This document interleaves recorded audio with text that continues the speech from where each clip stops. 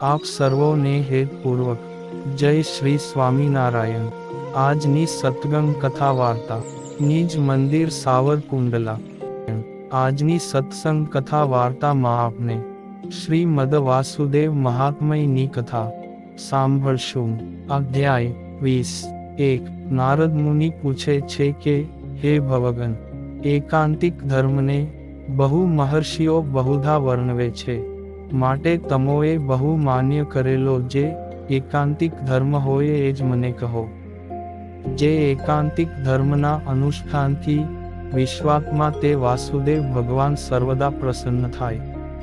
આ રીતે નારદજીએ પૂછેલા શ્રી નારાયણ કહે છે કે હે બ્રાહ્મણ, તમોએ બહુ સારો પ્રશ્ન પૂછ્યો। તમારી બુદ્ધિ નિશ્ચય જ બહુ નિર્મળ છે। આ બાબત અતિ ગુહ્ય છે, પણ તમો મારે વિશે બહુ પ્રીતિવાળા ભક્ત છો, માટે ગુહ્ય પણ તમને હું કહું છું। હે મુને, મેં આ એકાંતિક ધર્મ કલ્પના આદિ ભાગમાં દક્ષ પ્રજાપતિના દૌહિત્ર વિવસ્વાનને કહ્યો હતો। સનાતન એવો એ જ ધર્મ જિજ્ઞાસુ એવા તમને હું કહું છું। સર્વેશ્વર શ્રી વાસુદેવમાં સ્વધર્મ, જ્ઞાન, વૈરાગ્ય સહિત એવી જે લક્ષ્મીજીના જેવી અનન્ય અવ્યભિચારીણી ભક્તિ, તે જ એકાંતિક ધર્મ કહ્યો છે। આ ધર્મ થકી ભક્તિ જુદી નથી, બંનેનું એક જ સ્વરૂપ છે। આવા લક્ષણવાળા એકાંતિક ધર્મે કરીને જ ગોલોકાધિપતિ સ્વયં શ્રી વાસુદેવ ભગવાન અતિશય પ્રસન્ન થાય છે, અને આવા એકાંતિક ધર્મને અનુસરેલો ભક્ત પણ પરિપૂર્ણ મનોરથવાળો થાય છે। આ રીતે નારાયણે એકાંતિક ધર્મનું લક્ષણ કહેતા નારદજી પૂછે છે કે હે ભગવાન, સર્વ શાસ્ત્રોના યોનિભૂત, માટે જ સર્વજ્ઞ એવા તમારા થકી જ હું સ્વધર્માદિક નામ જુદાં જુદાં લક્ષણો જાણવા ઈચ્છું છું। તો તે લક્ષણોને યથાસ્થિત તમો મને કહેવાને યોગ્ય છો। હે સત્પતે, જેમાં સનાતન ધર્મ કહ્યો છે એવા ઋગાદિક નિગમો, તંત્રાદિક આગમો, મીમાંસાદિક શાસ્ત્રો, આ સર્વેના પણ તમો એક જ મૂળ પ્રવૃત્તિ સ્થાન છો। આથી શાસ્ત્ર યોનિપણાનું સમર્થન કર્યું।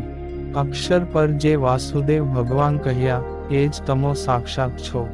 દયાનિધિ તે તમો ધર્મપુત્રનું નાટ્ય સ્વીકારીને સમગ્ર જીવોના કલ્યાણ માટે જ આ બદરિકાશ્રમમાં નિવાસ કરી રહ્યા છો। હું બીજા કોઈ થકી આ ધર્મ તત્વને જાણવા ઈચ્છતો નથી, કારણ કે તમારા થકી જે બીજા બ્રહ્માદિકો છે તે તો પોતાના વિષય પ્રધાનત્વાદિક સ્વભાવો અને રજસ્ત્વાદિક ગુણોને આધીન વર્તનારા છે। આ હેતુથી તેઓ ધર્માદિકને યથાર્થપણે જાણી શકતા નથી, માટે જેમાં દોષનો ગંધ પણ નથી એવા આપ જ તે ધર્માદિકના લક્ષણો કહેવાને યોગ્ય છો। કાર્તિક સ્વામી કહે છે કે હે સાવરની મુને, આ પ્રકારે નારદ મુનિએ પૂછેલા સર્વજ્ઞ ધર્મપુત્ર ભગવાને સ્વધર્માદિકના લક્ષણો અનુક્રમથી જ કહેવાનો આરંભ કર્યો। શ્રી નારાયણ કહે છે કે હે મુને, પ્રથમ હું ધર્મનું લક્ષણ કહું છું। 4 વર્ણો અને 4 આશ્રમોને નિમિત્ત કરીને પ્રવર્તેલો જુદો જુદો જે સદાચાર તે સ્વધર્મ કહ્યો છે। તે આ સ્વધર્મ સામાન્ય અને વિશેષ એવા ભેદથી 2 પ્રકારનો છે।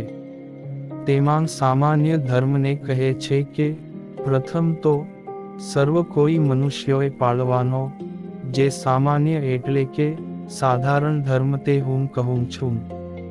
તેને સાવધાન થઈને સાંભળો। સાધારણ ધર્મમાં પ્રથમ પ્રાણી માત્રનો દ્રોહ નહીં કરવા રૂપ જે અહિંસા એ જ શ્રેષ્ઠ ધર્મ કહ્યો છે। ધર્મમાં આ જ મુખ્ય ધર્મ માન્યો છે। ઇત્યાદિક જે રાગ પ્રાપ્ત હિંસાનો સંકોચ કહેનારા સ્મૃતિ વાક્યો, તેનાથી યજ્ઞાદિકમાં કોઈ પ્રકારે પ્રાપ્ત થતી એવી પણ હિંસાનો સર્વથા નિષેધ સમજાવવા માટે અહિંસા શબ્દનો અર્થ કહે છે કે પોતાના મુખ્ય ધર્મ અને મુખ્ય જીવિકા વૃત્તિના નિમિત્તે મનથી પણ પ્રાણી માત્રનો દ્રોહ ન કરવો તે અહિંસા કહેવાય છે. આ રીતે આ એક મુખ્ય સામાન્ય ધર્મ કહ્યો. જે વાણી બોલવાથી કોઈ પણ પ્રાણીનો દ્રોહ ન થાય એવી જે સત્ય ભાષણ રૂપ વાણી તે બીજો સામાન્ય ધર્મ કહ્યો છે. ઋતુકાળે સ્ત્રીનો સંગ કરવો, પ્રતિદિન 2 વાર જમવું ઇત્યાદિ જે ભોગો શાસ્ત્રે ભોગવવા ના કહ્યા છે.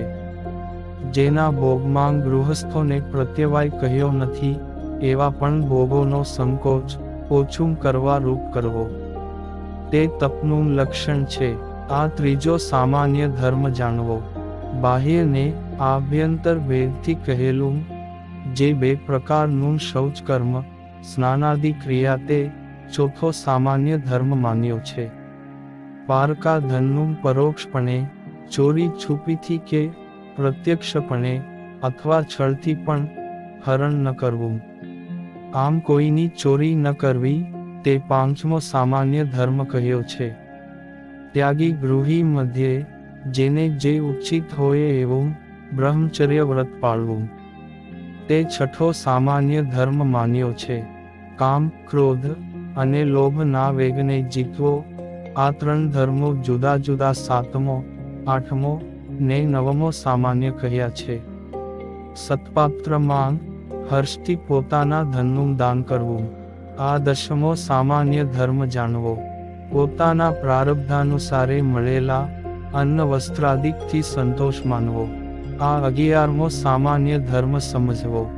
ધર્માદિક 4 પુરુષાર્થની પ્રાપ્તિ માટે પણ તીર્થમાં કે ક્ષેત્રમાં કે યજ્ઞાદિકમાં પોતાનો સર્વથા ઘાત એટલે આત્મઘાત ન કરવો. તેમજ પર મનુષ્ય પશુ આદિકનો પણ તીર્થાદિક માંગ સર્વથા ઘાત ન કરવો. આ 12મો 13મો સાધારણ ધર્મ કહ્યો છે. જાતિ માંગથી ભ્રષ્ટ કરનારા કર્મોનો ત્યાગ કરવો આ 14મો સામાન્ય ધર્મ કહ્યો છે.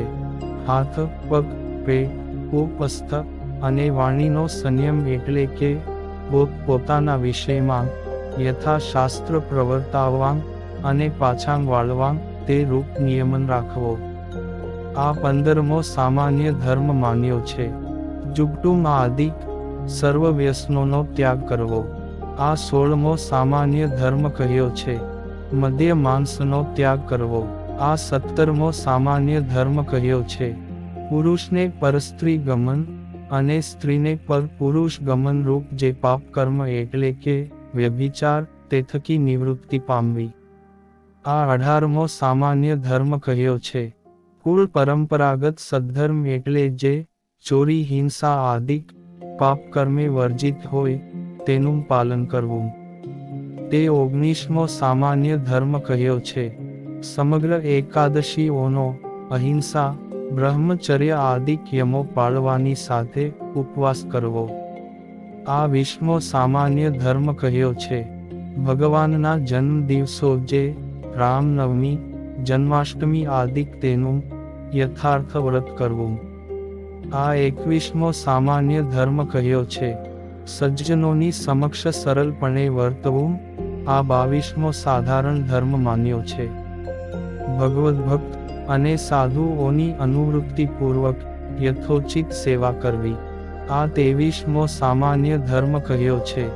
પોતાના પોષ્ય વર્ગને અન્નાદિકનો વિભાગ કરી આપ્યા પછી મુખ્ય પોતે અન્નાદિનું ગ્રહણ કરવું આ 24મો સામાન્ય ધર્મ કહ્યો છે. ભગવાનની 9 પ્રકારની ભક્તિ કરવી આ પણ સર્વનો સાધારણ 25મો ધર્મ માન્યો છે. આ પ્રકારના 25 ધર્મો સર્વ કોઈ મનુષ્યોને સાધારણપણે પાળવાના કહ્યા છે. એટલે આમાં સર્વ કોઈને અધિકાર છે. અને હવે પછીની કથા વાર્તા આપને આગળના ભાગમાં સાંભળશું. અત્યારે આપ સર્વોને ભાવથી જય શ્રી સ્વામિનારાયણ.